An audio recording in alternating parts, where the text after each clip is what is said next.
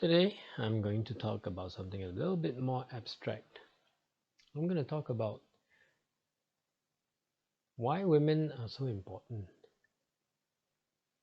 Because if you think about it, there's this line in a movie, The Crow, where Brandon Lee recites the line, "Mother is a name for God in the hearts and lives of all children."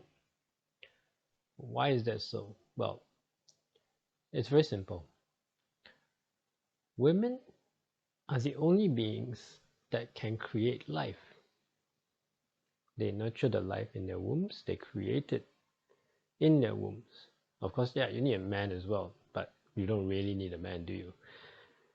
The fact is that women create lives, they nurture it, and women can produce food, whereas men cannot.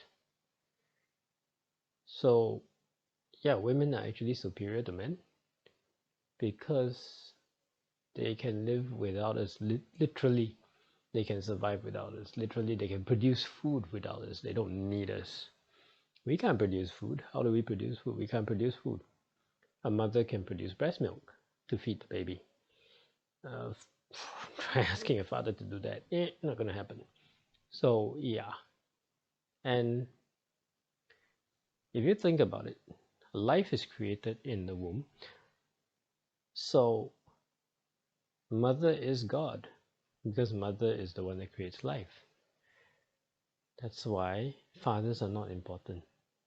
Fathers are there to guide, as a guide, to guide the child where to go, how to behave, what kind of person he's going to be, maybe teach some morals and things like that. But the mother can do that as well. It doesn't have to be the father that does it, right? But then that's why it's always what, father figure?